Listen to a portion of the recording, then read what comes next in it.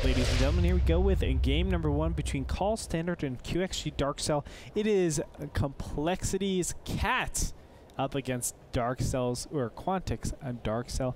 Can't wait for this to go down because, you know, both these players, well, particular Catz, I've known him for ever. I think ever, yeah. He's a beautiful man, Paolo. Yeah, Paolo Vizcarra. I've never heard his last name pronounced, so now I know. Vizcarra. I have to roll the R. I'm not good at rolling R. Wait, hold on. Vizcarra. Vizcarra. Oh, well, he just moved all of his units over towards one mineral patch. Always good for effective mining. Always good, yes, indeed. You can really mine out that one mineral patch extra early. You can see this one's all the way at 1460, whereas the other ones are at, you know, 1490, stuff like that. Nevertheless, we do have a ZVZ going down as our first game, or not first game, but you know what I mean.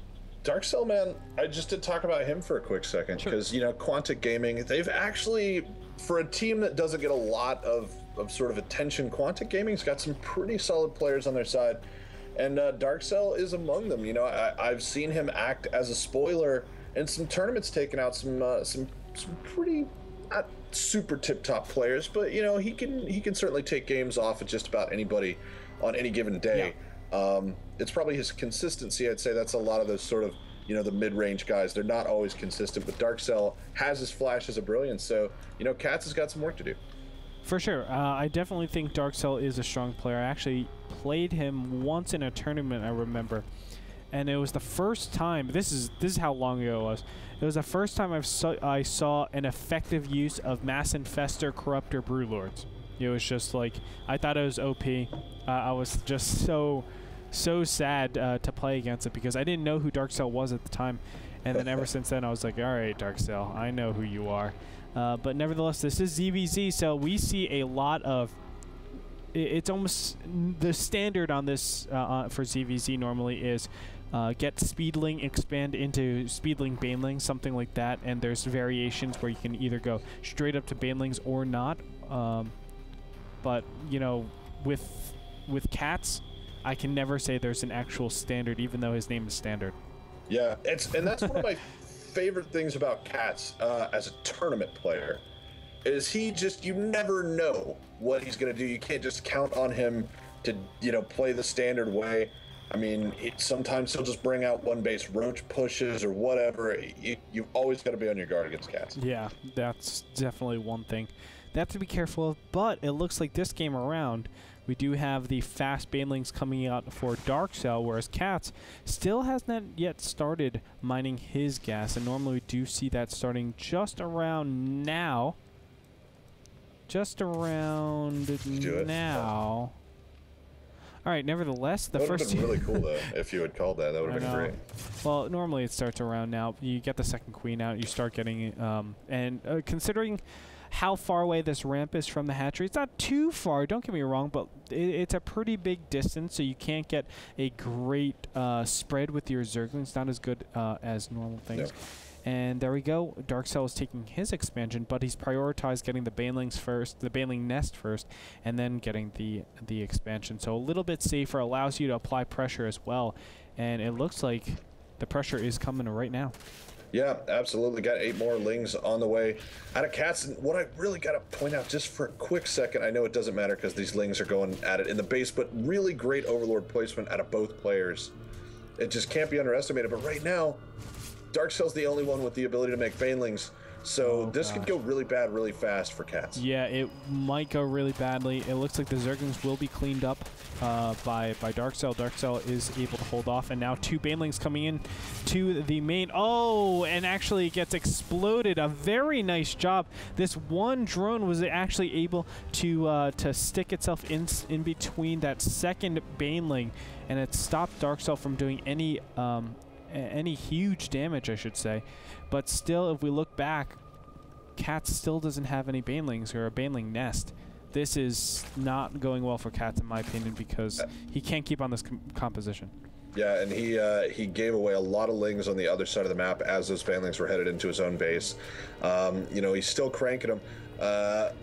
But at this point, especially as Darkcell's getting his second base up and running, he really needs a good defense. He doesn't have any spines going down to help block anything, even though the creep spread's sort of starting to get out there. So this is one of those things, man, where I'm really, really worried for Catz, because he's against banelings and all he has are lings, a couple of queens around. It looks like he is going to get those in a position to block here, but obviously you don't want to give up any injects if you don't have to. Yeah. But Darkcell could have forced him to give up at least a couple here, I think. No, let's have a third queen out, so. Ooh, and Darkcell actually going to surround some of these Zerglings over here and then back out. I don't know if that was a worthwhile investment. I'm not sure what's up with Catz and these Zerglings all the way in the 12 o'clock position. It seems like a very weird move. I think it's just strictly for the counterattacking option. But theoretically, yeah, Darkcell, if he has units back here just to defend, it will stop any of this, and he can just do this light pressure in front here. So, very, very interesting so far. It looks like Baneling will explode on a single Zergling. And again, a Baneling exploding on a single Zergling. So that's going to say, okay, Catz, I'm good to go. Let's go ahead and push into my opponent. Catz is going to be attacking right now. Yep. And really nice there out of Catz. He really sold weakness, and Darkcell is, you know, it's a little bit of danger over there. It looks like everything's pretty mopped up. He's got some workers coming down, but yeah, he's just got everything back home. Darkcell gonna get over there right now, and yeah, really, really nice job there by Catz. I really should have had something better to contribute to that, but really got in there pretty nice. Darkcell's starting to get some lings out now, so he may be able to defend, but he's done a pretty good job of shutting down that main base, and Catz can start working on his natural. Yeah, Catz in this position I think is very far ahead. Income tab is showing 21 to 19. Still not the harvester advantage for Catz just yet, but let's look at the units now. 18 to 13, so a clear advantage for Catz in that factor, in the Zergling factor. Additionally, I think he has his third queen out as well, which helps pretty extensively. Yes, he does. So just defensively, he's really good. Now putting up 2 spine crawlers. Oh no, 1 spine crawler and a roach warren. And he will, I think, start droning up at this point. I mean, he has a lot of room to, and I don't think he really has a lot of room to attack either, because banelings are still not up for Catz, and that's a big problem for attacking purposes. Yeah, until that roach warren gets done and the first couple roaches get out, there's still a little bit of timing here for Darkcell, but Catz on a normal day really he's got really nice ling micro. Seen him miss a little bit, just kind of moving everything around as a large group, but he finally does manage to pick off that baneling down by the Xel'Naga thingy. Not really tower in the normal sense, but Xel'Naga tower. It's the little piston thing. And it looks like, again, trying to engage over here. The Zerglings of Catz need to just keep sharking back and forward until those roaches, as you said, the roaches come up. For now, let's go ahead and look at the income tab. Yes, Catz droned up quite a bit. He's gotten 6. And Darkcell, I think, realizes he needs to do something right now, but he sees the roaches. I like this, evacuating the drones, getting out of there. Darkcell, I don't think it would be wise to actually continue this pressure. It looks like Catz is going around again to the 12 o'clock position, looking to counterattack his opponent.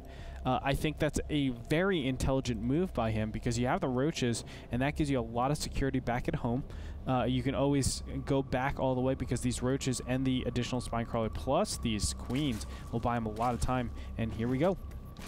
Absolutely, ton of lings streaming in right now. They get a good surround on those roaches, and that's not a good start to this battle. The queens do make it through with some really clutch transfuses there, but there are a lot of lings still sitting on the ground. Low energy there, and man, Catz is in a whole lot of trouble right now, because that is just a ton of lings. Yeah, it is, and apparently I missed it, but those 12 o'clock lings were cleaned up really fast by, I assume, some banelings. And now, finally, that Roach Warren will go down. I thought Catz was going to come back to defend, but he went for the counterattack, which is so much riskier with straight-up Zerglings. Actually, I think not riskier. It's just a lot worse, because all your opponent needs is Banelings to defend against mass Zerglings. It's the easiest thing in the world. Catz finally going to, looks like, clean up things with his additional wave of Zerglings coming in here, but Banelings are being morphed right around the corner. Oh my god, this is so close, but it looks like they won't really do that much damage. And Catz will hold. Income tab showing still 25 harvesters to 21. So in all of that, Catz is able to stay alive and be slightly ahead in that income. Yeah, I was even going to say right before those banelings exploded and the lings got in really, really good there for Darkcell, I was going to say that Catz's patience had really been paying off. And for the most part, it had been. I just feel like he got a little bit, you know, overzealous. He was setting up for sort of a normal attack rolling into his base, but instead Darkcell brought a whole bunch of stuff over to his base. Catz finally getting himself a baneling nest, decides that he is just giving up a little bit too much here. Maybe wants to go straight into some micro wars against Darkcell here, but Darkcell with nothing really to stop him, nothing really on the low ground though. This hatch will go down. Micro wars against banelings though with Zerglings is not the best thing. Hatchery goes down, as you said. The second queen wasn't there either, and now Zerglings getting into the mineral line. He's going to go directly for that queen. The banelings get in here. They do explode on a lot of drones, killing almost everything. Well, the Zerglings will definitely clean up everything, and Catz has nothing else to do. GG comes out from him, and Darkcell will take game number 1. Yeah, that was rough for Catz, man. It really was. He was being really patient the whole time, and I thought it was going to pay good dividends for him. You know, especially when he started moving into the Roaches, I was like, oh, good. He's been very patient. He's sort of forced a lot of gas spending out of Darkcell. Not a ton, but he's made him spend some banelings there. He's got his second base up. He's got a good wall at the front. And if those lings had been at home, that could have been a completely different story.